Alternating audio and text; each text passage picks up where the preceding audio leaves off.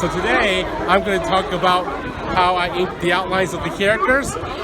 And what I'll do is I'll use a brush, and then I'll start dipping into ink, and then I'll start working on it. I'll ink all the holding line. Holding line is the exterior of the figure. So without further ado, I'm going to start inking.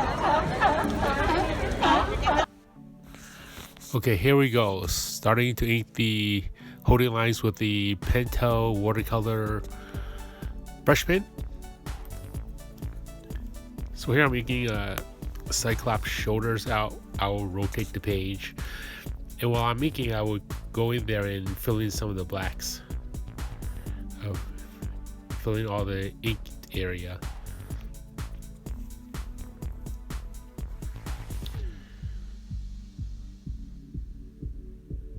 More holding line, give that a halo area, and then pay close attention that I stay behind objects that are in front. More of a Cyclops forearms. Now Cyclops the waist level, and then here's what I'm going to play with some of the line weights.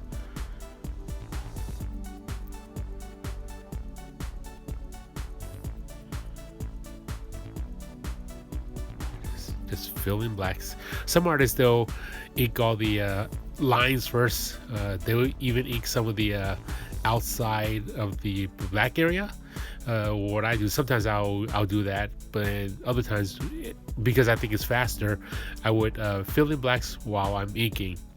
Yeah, to me, it saves a step, so I can push the brush lower to give it more of a thicker line, and then kind of fill in the blacks that way. That way I don't have to ink in the outlines of the blacks and then go in there with the brush and fill it in later. It seems like it's doubling up the work. So right now I'm just doing line weights and filling in blacks while I'm doing it. Just finish everything in one go.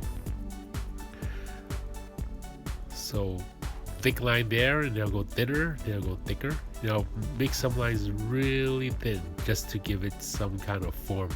When you give your ink pieces line weights, it gives a 2D drawing more depth, more of a 3D look to the work.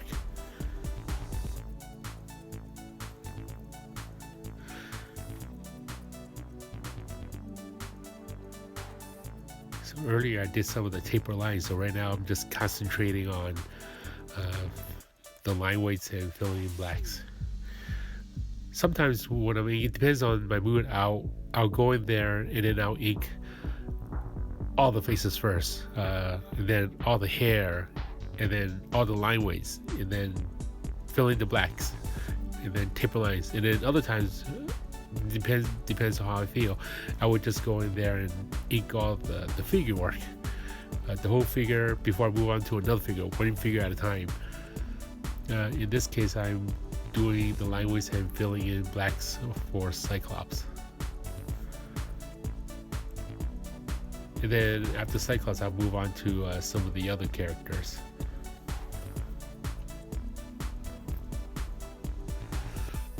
So as you can see, I'm moving on to White Queen's cape. So I'm inking some of those longer lines.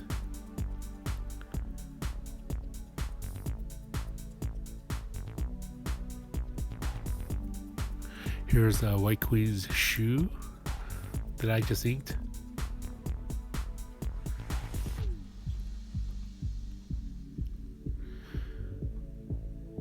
Okay, and then here I'm inking some longer lines. What I'm doing is I'm just gliding my hands very smoothly, gradually, just to get that smooth line with the brush.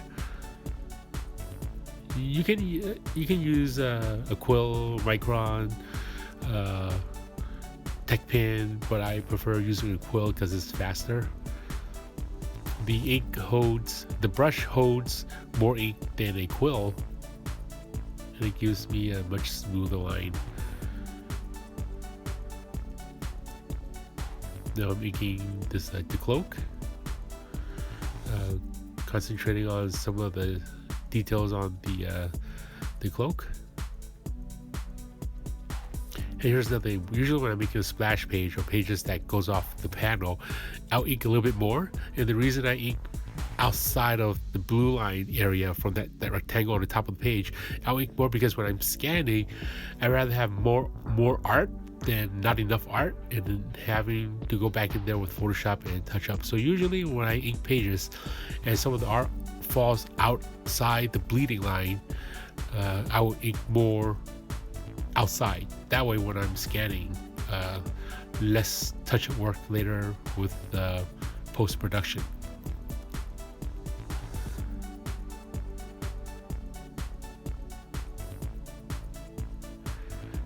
Continuing on with the rest of the lines, the long, smooth, flowing lines.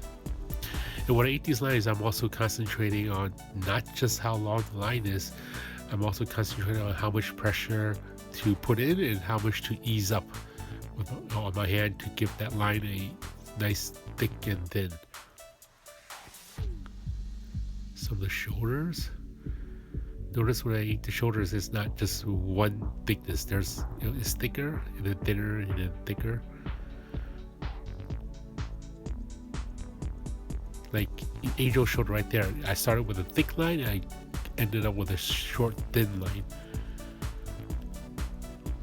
So here I'm still inking some of the holding lines and I'm filling in some of the blacks. His Wolverine shoulder. See those bump that I just created there?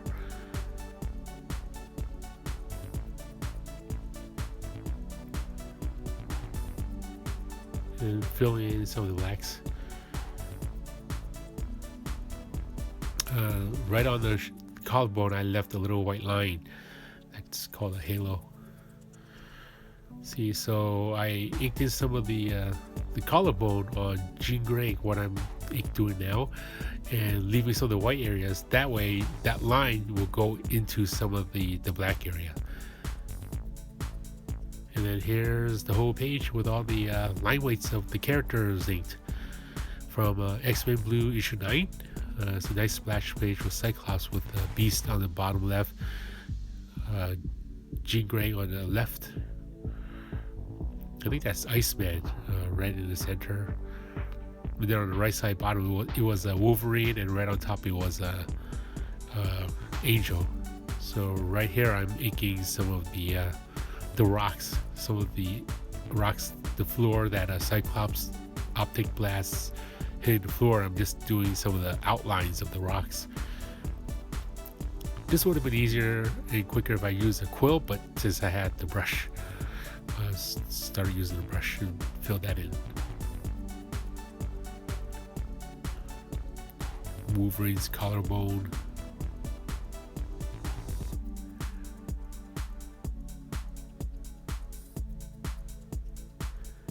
And there you have it. Here's the holding lines and some of the black filled in, some of the ink filled in, and that's how this page looks with all the line weights of the character filled out, working from thick to thin and all the outside line filled up. Thanks for watching this episode. If you like, hit like. If you have any questions, comment down below and I'll answer all your questions. And don't forget to subscribe. And the next time, watch me ink the other parts of this video. Thanks for watching and be good.